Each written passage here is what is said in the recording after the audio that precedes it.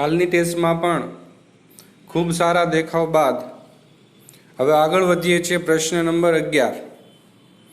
વિદ્યુત ડાયપોલને લીધે કોઈપણ બિંદુ આગળનું વિદ્યુત ક્ષેત્રનું સૂત્ર મેળવો।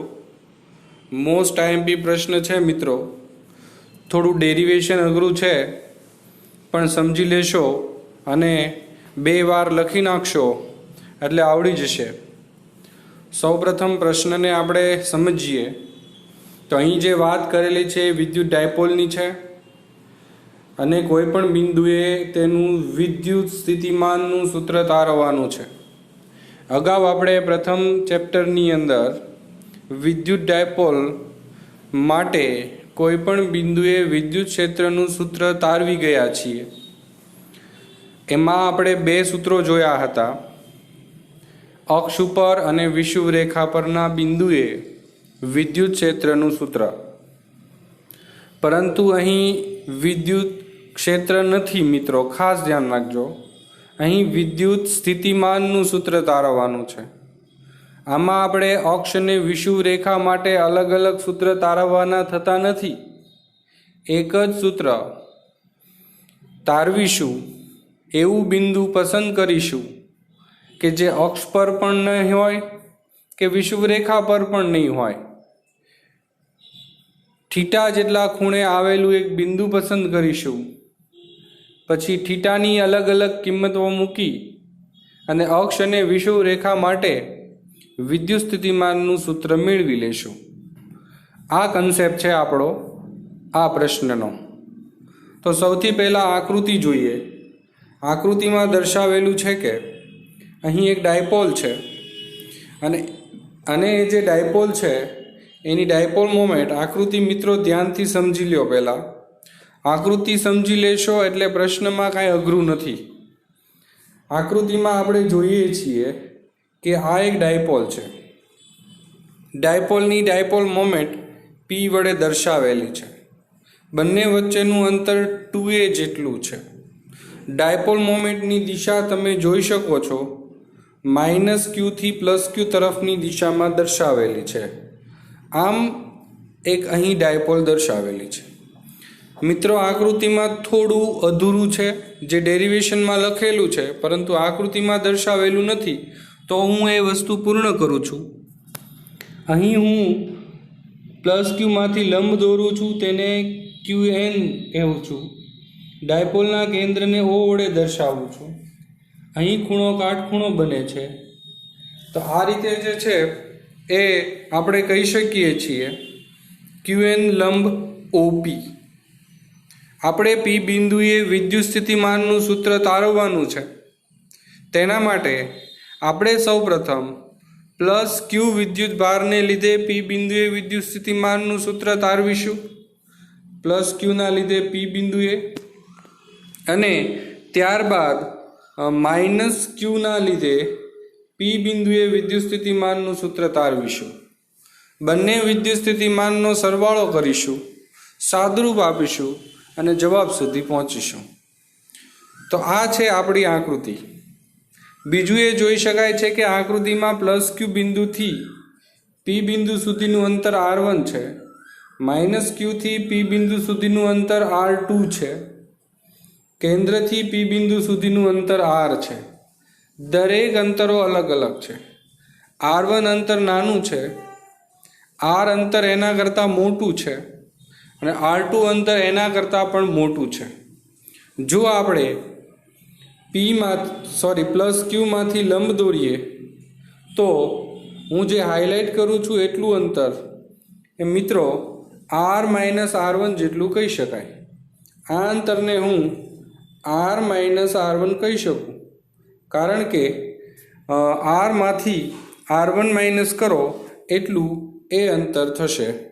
એટલે આપણે કહી શકીએ હાઇલાઇટ કરેલું જે અંતર છે એ r - r1 છે। અહીંયા મેં n નામ આપેલો છે, અહીંયા મેં O નામ આપેલો છે। હવે આપણે આપણી થિયરીમાં જોઈ લઈએ। મિત્રો આપણને અહીં સૌ પહેલાં મુદ્દામાં દર્શાવેલું છે કે ડાયપોલ કેવી રીતે પડેલી છે, તેની દિશા કઈ છે, તેનું કેન્દ્ર શું છે, અને એની ડાયપોલ મોમેન્ટ કેટલી છે? તો પહેલી વાત એ મુદ્દામાં કરેલી છે કે ડાયપોલનું કેન્દ્ર ઉગમ બિંદુ પર રહે તેમ ડાયપોલ મૂકવાની છે. -q થી +q દિશામાં એની ડાયપોલ મોમેન્ટ છે. તેમની વચ્ચેનું અંતર 2a છે.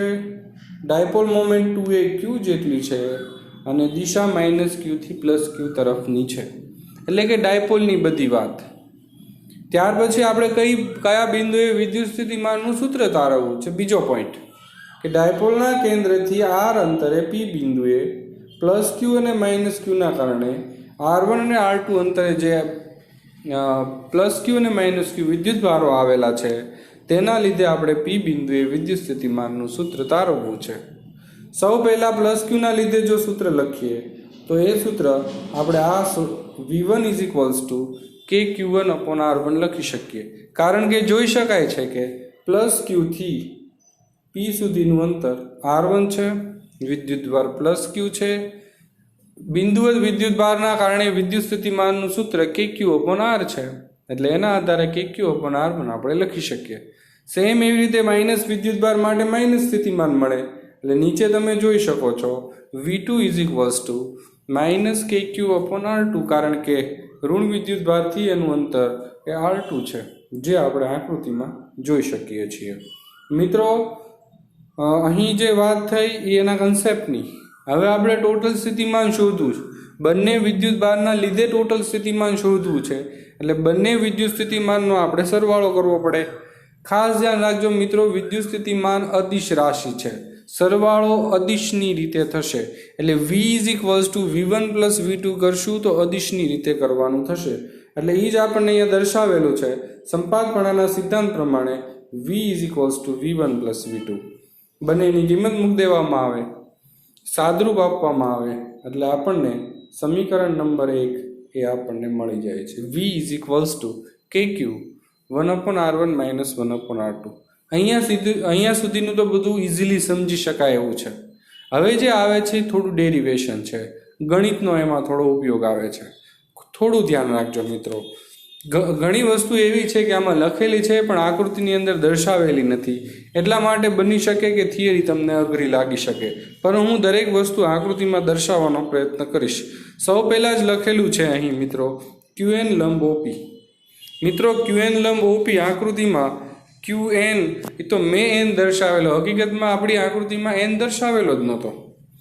OP મેં O દર્શાવેલો, હકીકતમાં આકૃતિમાં O દર્શાવેલો જ નહોતો. જો તમે આ O અને n ન દર્શાવો તો તમે qn લંબ OP ક્યારેય ન સમજી શકો. એટલે આ રીતે છે એ qn લંબ OP છે. આપણા મટીરિયલની અંદર જો આ વસ્તુ ન દોરેલી હોય તો આપણે અલગથી એક આકૃતિ દોરી અને એક એની સમજૂતી માટે અલગ આકૃતિ બીજી દોરીશું. ત્યાર પછી આગળ વધીએ કે qn લંબ OP કરવામાં આવે તો પછી શું? તો મિત્રો, qn લંબ OP કરવાથી હવે આપણે જોઈ શકીએ છીએ કે એ જે ત્રિકોણ બને છે QON, એ ત્રિકોણ માટે cos θ લેવામાં આવે છે. મિત્રો, ત્રિકોણ જુઓ, QON ત્રિકોણ. એના માટે મિત્રો cos θ લેવામાં આવે તો પાસેની બાજુ જે છે એ કઈ થશે? તો કે હું ફરીવાર લંબ દોરી નાખું છું. એટલે પાસેની બાજુ જે છે એ આ થશે. એટલે કે ON પાસેની બાજુ થશે. અને કર્ણ કયો થશે? તો કે OQ છે એ કર્ણ થશે. cos θ નું સૂત્ર છે પાસેની બાજુ છેદમાં કર્ણ. એટલે આપણે હવે દર્શાવી શકીએ કે cos θ બરાબર ON લંબ OQ. ON ને સૂત્રનો કરતા બનાવીએ તો આપણને મળી જાય છે OQ cos θ. OQ એટલે શું છે? O થી Q નું અંતર. O થી Q નું અંતર એટલે કેન્દ્રથી વિદ્યુતભારનું અંતર. ટોટલ અંતર 2a હોય તો એ અંતર a જેટલું થશે. એટલે આપણે અહીંયા દર્શાવી શકીએ OQ a. બીજું ON એટલે શું છે? ON એટલે હમણાં જ મેં દર્શાવ્યું હતું r - r1 છે. તો r - r1 a cos θ થશે. r1 ને સૂત્રનો કરતા બનાવી નાખીએ એટલે r1 r - a cos θ થશે. તમે જ્યારે આ થિયરી તૈયાર કરો ત્યારે સાથોસાથ લખતું જવું, જેથી કરીને તમે એના સ્ટેપ સમજતા જઈ અને લખતા જશો. 2 વાર લખશો એટલે 3જી વાર મોઢે લખી શકશો. ત્યાર પછી તમે R1 આ જે બે સૂત્ર છે એમાંથી R કોમન ન નીકળતો હોવા છતાં હું R કોમન કાઢવાનો પ્રયત્ન કરું છું, એટલે થશે R1 is equals two R કૌંસમાં 1 માઇનસ A અપોન R. અહીં R નહોતો એટલે R વડે ભાગવું પડ્યું કોસ થીટા. બંને બાજુ વર્ગ કરવામાં આવે છે. આ સમીકરણમાં આપણે જોઈ શકીએ છીએ કે બંને બાજુ વર્ગ કરવામાં આવેલો છે. વર્ગની રીતે અહીં અવયવ પાડવામાં આવે છે. પહેલા પદનો વર્ગ એટલે કે 1નો વર્ગ, 2 ગુણ્યા પહેલું બીજું પદ એટલે કે 2a cos theta upon R, વત્તા છેલ્લા પદનો વર્ગ એટલે કે a square cos square theta upon R square. તો અહીં આ રીતે ડેરિવેશન મળી જાય છે. ત્યાર પછી હવે આપણે એવું જાણીએ છીએ કે આ R જે અંતર છે એ R અંતર એ વેરી ગ્રેટર દેન એ હોય છે જનરલી, અને એવું હોય તો આ જે છેલ્લું પદ છે જે આપણે જોઈ શકીએ છીએ, આ છેલ્લું પદ એમાં R છે એ ખૂબ મોટો હોવાથી એ કરતાં અંશ કરતાં છેદ ખૂબ મોટો થતો હોવાથી છેલ્લું પદ છે એ કેન્સલ થઈ જાય છે. છેલ્લું પદ કેન્સલ થઈ જતું હોવાથી આપણે કહી શકીએ કે સમીકરણ નંબર 4 આપણને મળશે. તો આમ R1 square is equals two R square કૌંસમાં 1 minus 2a cos theta upon R મળી જશે. જે કન્ડિશન છે મેં હમણાં તમને કીધેલી છે એ હવે એણે નીચે લખેલી છે જે જોઈ શકાય છે. સેમ એવી જ રીતે હવે આપણે નીચેના વિદ્યુતભાર માટે R2 અંતર શોધવાનું છે. સેમ પ્રોસિજર છે. ત્યાં ત્રિકોણ બનશે માઇનસ QOM, જે આકૃતિમાં નથી દર્શાવેલું, હું દર્શાવવાનો પ્રયત્ન કરું છું. ધ્યાન રાખજો QOM ક્યાં છે. મિત્રો આપણે જાણીએ છીએ કે O તો અહીંયા છે. O જે છે એ આ કેન્દ્ર આગળ છે. હવે જે આપણે દોરવાનું છે એ છે QOM, એટલે અહીંથી લંબ દોરવાનો છે. આ લંબ છે એટલે હવે આ જે અંતર થશે મિત્રો એ થશે R2 માઇનસ R, કારણ કે R2 અંતર R કરતાં મોટું છે. એટલે ઓલામાં જેમ R માઇનસ R1 થતું હતું તો અહીંયા થશે R2 માઇનસ R. તો એવી રીતે આપણે સાદરૂપ આપવું પડશે. એટલે હવે આપણે જોઈએ કે સાદરૂપમાં કઈ રીતે દર્શાવેલું છે. તો અહીં તમે જોઈ શકો છો કે અહીં એણે R2 માઇનસ R દર્શાવેલું છે, કારણ કે R2 છે R કરતાં મોટો છે. એ cos થીટા, કારણ કે હમણાં જે રીતે આપણે cos થીટા લીધો હતો ત્રિકોણમાં, સેમ એવી રીતે નીચે એક ત્રિકોણ બને છે અને એનો cos થીટા લેવાથી R2 minus R is equals two a cos theta થશે. એટલે R2 is equals two R plus a cos theta લખી શકાશે. R કોમન ન નીકળતો હોવા છતાં ફરીવાર કોમન કાઢવાનો છે. બંને બાજુ વર્ગ કરવાના છે. અહીં મિત્રો એક મિસ્ટેક જોવા મળી રહી છે. તમે સમજી શકતા હશો શું મિસ્ટેક છે. અહીં મિસ્ટેકમાં વર્ગ કરવાનું પદ એણે કાપી નાખીને ત્યારબાદ વર્ગની રીતે અવયવ પાડીને અને છેલ્લું પદ કેન્સલ કરવાવાળી જે આખી પ્રોસેસ છે એ પ્રોસેસ એણે અહીં સ્ટેપ કાપીને લખેલી છે. એટલે આપણે કહી શકીએ છીએ કે સ્ક્વેર કરવાનું ભૂલી ગયા છે એવું નથી, પરંતુ વર્ગની રીતે અવયવ પાડવાનું છેલ્લું પદ જે R ખૂબ મોટો હોવાથી એ કરતાં એ જે પદ છે એ એણે નિગ્લેક્ટ કરીને આપણને સમીકરણ નંબર 5 ડાયરેક્ટ લખેલું છે. હવે જે આપણને R1 અને R2ના જે સમીકરણો મળ્યા હતા એનું 1/R1 લખવામાં આવે છે. તો મિત્રો આપણને અહીં મળ્યું હતું R1નું સમીકરણ. તો મિત્રો R1નું જે સમીકરણ છે એ જોઈ શકાય છે કે R1ના સમીકરણની અંદર આપણે આ સમીકરણ મેળવ્યું હતું. આનું જે છે એ વર્ગમૂળ કાઢીને 1/ લેવાનું છે. ત્યારબાદ R2નું જે સમીકરણ છે એ R2ના સમીકરણને આપણે અહીં 1/ લીધેલું છે. એ જ રીતે આપણે R1 માટે 1/ લેવાના છીએ.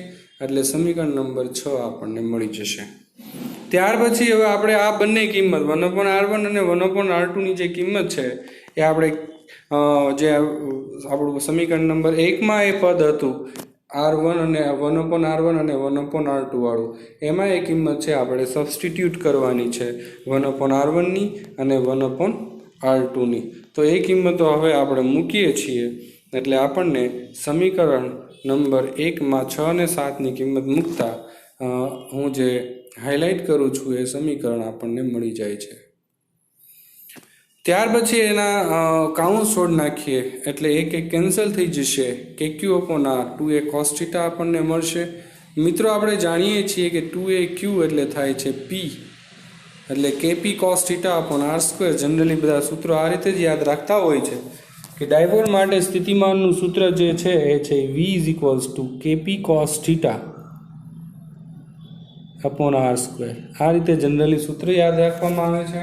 થીટાની કિંમત અલગ અલગ મૂકવાથી વિષુવ રેખા અને અક્ષ પર તમને વીની કિંમત મળી શકે છે, જે આપણે કંઈક અલગ પ્રશ્ન સ્વરૂપે આની પછીનો પ્રશ્ન ભણવાના છીએ.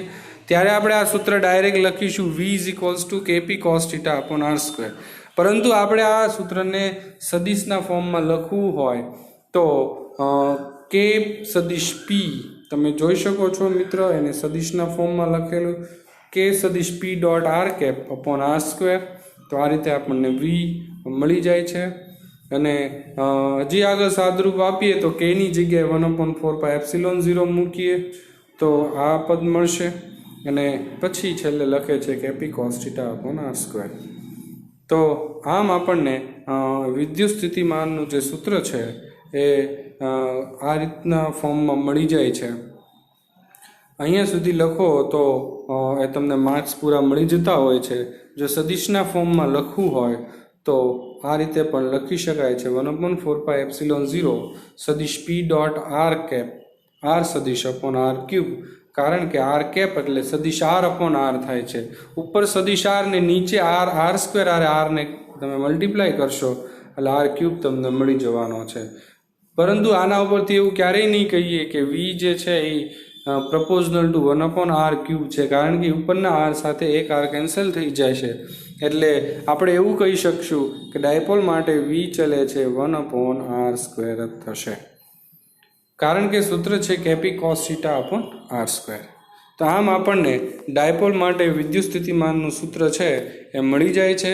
સૂત્ર કેવી રીતે તારવણી થઈ છે એક વાર સ્પીડમાં કહી દઉં છું. સૌથી પહેલા મુદ્દામાં આપણે ડાયપોલ કેવી રીતે મૂકેલી છે તે દર્શાવવાનું છે. ત્યાર પછી આપણે અલગ અલગ વિદ્યુત ભારો માટે એ વિદ્યુત સ્થિતિમાન V1 અને V2 મેળવવાના છે. એ બંનેનો અદિશ સરવાળો, કારણ કે વિદ્યુત સ્થિતિમાન અદિશ રાશિ છે. ત્યાર પછી સાદરૂપ આપીએ એટલે સમીકરણ મળવાનું છે. પછી આકૃતિની ભૂમિતિ પરથી કોસ થીટા મેળવવાનો થશે. એ કોસ થીટાની કિંમતો આપણે મૂકી અને સાદરૂપ આપીએ એટલે આપણને V is equals to KP cos theta upon R square મળવાનું છે. Thank you.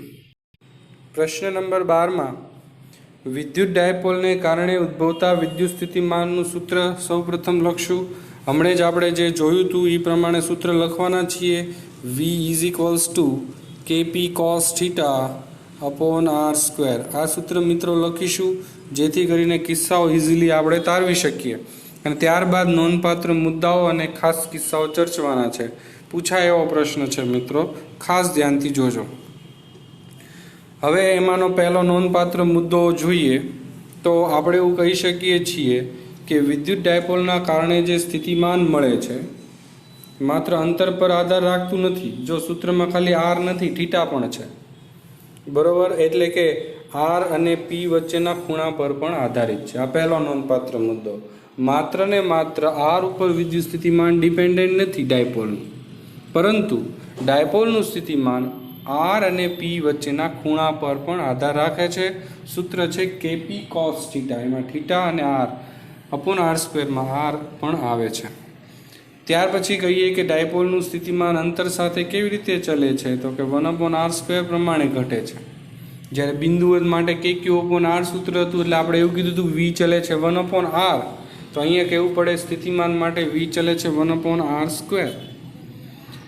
મિત્રો બિંદુવતવાળા કેસ માટે એ જે છે 1/r હતું, ડાયપોલ માટે 1/r સ્ક્વેર છે.